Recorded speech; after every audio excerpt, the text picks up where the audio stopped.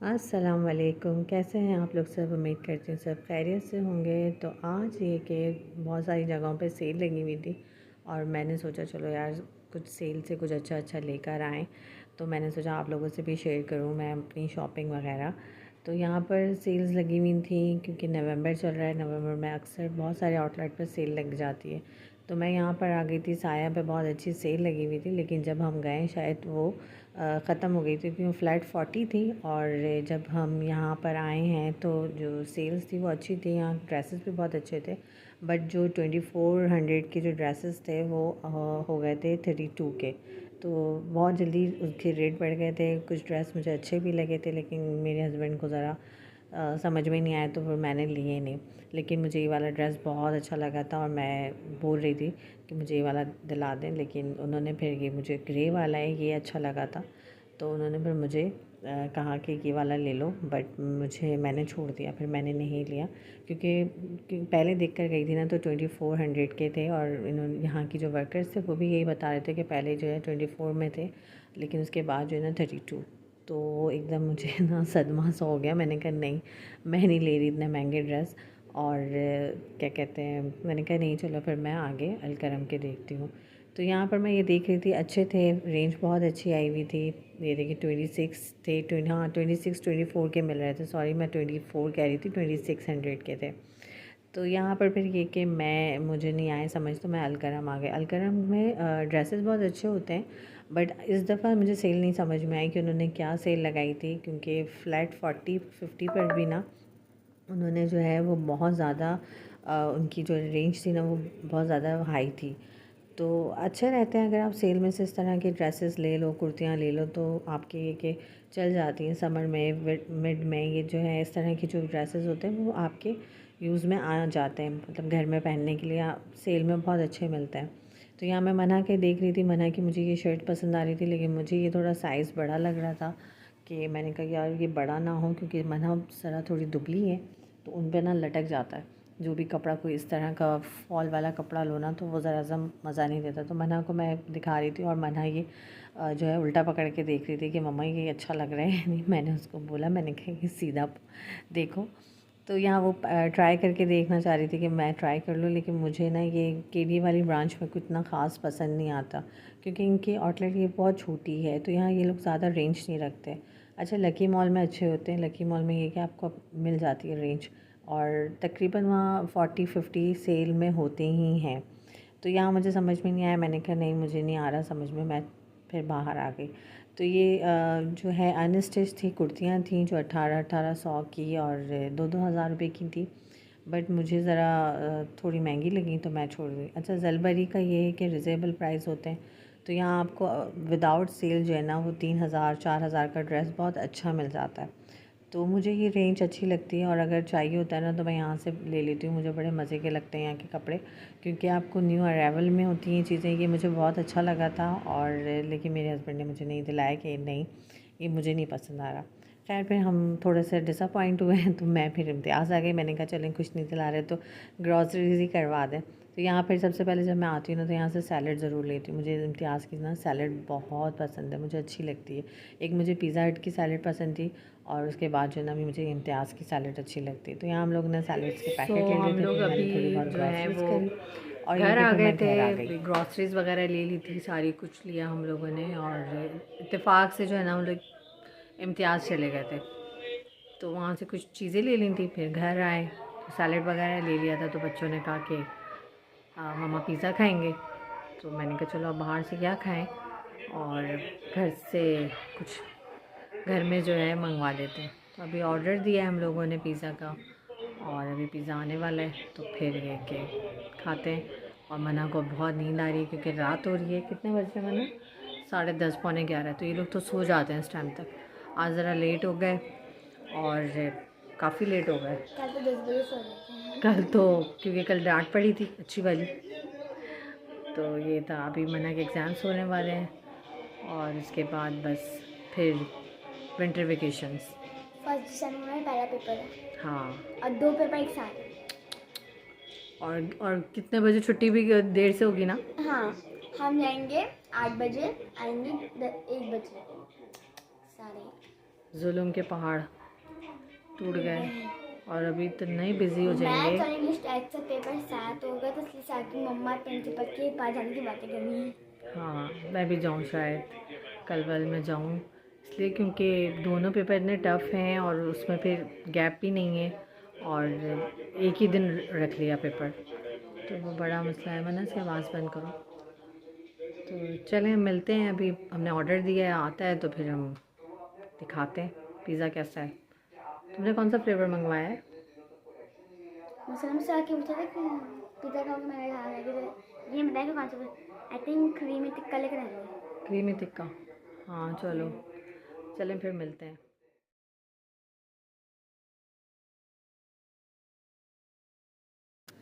तो हमने pizza order किया था, पिज़्ज़ा आ गया था और मैंने इसकी वीडियो बना रही थी, कही थी मम्मा पिज़्ज़ा बहुत मज़े का लग रहा है। तो ये है फजीता, आई थिंक फजीता था, और दूसरा था सुप्रीम। सुप्रीम ज़्यादा मज़े का मुझे लगा। फजीता ये था कि अच्छा था, स्पाइसी थोड़ा सा था, और सुप्रीम थोड़ा क्रीमी था, बहुत अच्छा था।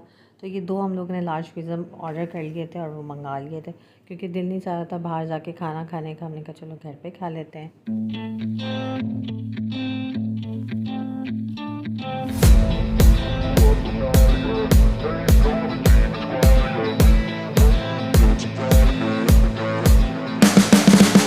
You can see the writing on the pavement. Young kids, they're growing up in basements. Online, a whole new ये सेकंड डे की सुबह थी और सुबह मैंने जो है वो सब्ज़ी बनाई थी। तो बहुत मज़े की बनती है, कलौंजी की और राई में डाल के जो तरकारी बनती है, मतलब सब्ज़ी बनती है आलू की, बहुत मज़े की होती है और उसको पराठों के साथ ना बहुत मज़े के लगते हैं। तो तकरीबन आज सब घर पर थे, हम जल्दी ही उठे थे। तो बच्चे स्कूल से आए थे तो उन्होंने कहा कि पराठे खाने हैं, तो मैंने कहा चलो पराठे बना लेती हूँ। उसके साथ में मैंने जो है ये सब्ज़ी बना ली थी। सब्ज़ी में मैंने ये कलौंजी, ज़ीरा और राई का भगार किया था। साथ मैंने इसमें कड़ी पत्ता बहुत सारा डाला था। 2 टमाटर लिए थे, ज़्यादा टमाटर नहीं लिए थे। आलू तकरीबन मैंने 3 से 4 से 5 अदद लिए थे आलू, और ये 2 टमाटर ज़्यादा नहीं डालिएगा, क्योंकि टमाटर ना सब मज़ा नहीं आता इस वाली सब्ज़ी में ज़्यादा टमाटर। 1 चम्मच मैंने कुटी हुई मिर्च ले ली थी, 1 चम्मच मैंने हल्दी ले ली थी, नमक ले लिया था इसके साथ, और उसको अच्छे से फ्राई कर लिया था। इसको अच्छे से भूनने के बाद ना इसमें फ़ौरन ही जो है वो आलू डाल देगा। आलू अभी नए थे तो बहुत अच्छे थे, बहुत जल्दी गल जाते हैं। तो ये मैंने आलू ले लिए थे, आलू थोड़े ज़्यादा और जो है वो टमाटर कम। तो ये बहुत मज़े की सब्ज़ी बनती है। इसमें पानी बिल्कुल मत डालिएगा, सब्जियों में अवॉइड वैसे भी किया करें, पानी नहीं डाला करें। और ये वैसे भी नया आलू था तो इसको गलाने में कोई टाइम नहीं लगता। तो ये फिर मैंने आटा गूँधा जल्दी जल्दी। आटे में मैंने कुछ नहीं, नमक डाला। अगर आप पराठों का गूँध रहे हैं तो इसमें थोड़ा सा ऑयल डाल दें, लेकिन अगर ना डालें तो कोई मसला नहीं है, ऐसा कोई वो नहीं है। मैंने खैर ऑयल थोड़ा सा डाल दिया था। मैंने पराठे मुझे बनाने थे, क्योंकि मेरे जो है ना दोपहर में ना ज़्यादा पराठे ही बनते हैं। और आखिर में मैंने नमक डाला था। नमक सब्ज़ी में ना आप कभी भी पहले मत डाला करें, लास्ट में डाला करें। तो ये बिल्कुल जब गल गई थे आलू, तो फिर मैंने इसमें टमाटर डाल दिए, वो सॉरी नमक डाल दिया था। उसके बाद मैं यहाँ परत लगा रही थी। अच्छा, हम लोग ना परत वाले पराठे खाते हैं। बहुत से घरों में जो है वो सिंपल रोटी बनती है, उसके ऊपर घी लगा देते हैं, लेकिन मुझे वो मज़े के नहीं लगते।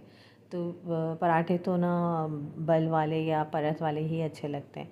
तो मैं लाज़मी जो है ना परत लगाती हूँ, चाहे मैं कितना भी मेरा काम हो, कितना भी मतलब मैं मतलब जल्दी में हूँ, लेकिन परत वाले ही पराठा बनाती हूँ। मेरा बनता ही नहीं है वो सादे पराठे उस तरह के। और चाहे वो रोटी वाले, अगर हस्बैंड भी बोलते हैं ना कि अगर घी लगा के रोटी दे दो, तो मैं कहती हूँ नहीं, मैं पराठे ही बना देती हूँ। अच्छा, लास्ट में मैंने इसमें नींबू डाला था। नींबू मैंने ज़रा 2 डाल दिया था। आप लोग को इतना खट्टा ना पसंद हो तो आप लोग ना डालिएगा, लेकिन ये ना थोड़े हैदराबादी आलू हैं तो इसमें ना ज़रा से अच्छा लगता है। इसमें नींबू, राई है, नींबू है, तो ये बड़ी अच्छी खट्टी सी बनती है ना ये सब्ज़ी।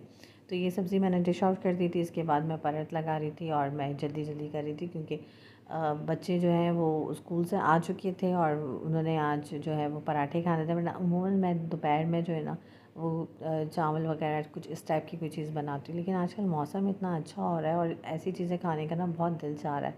तो पराठे और ये इस तरह, खैर पराठे तो मैं सिर्फ संडे को बनाती हूँ, लेकिन आजकल जो है वो मेरे घर अब बन रहे हैं, इसलिए कि सर्दियाँ हैं ना तो वो भूख ज़रा ज़्यादा लगती है। तो मैं अपने बच्चों को क्या करती हूँ, स्कूल से आने के बाद ना कि इस तरह का पराठा, कोई सालन होता है या कुछ होता है तो मैं बना के दे देती हूँ, तो वो बहुत शौक़ से खा लेते हैं।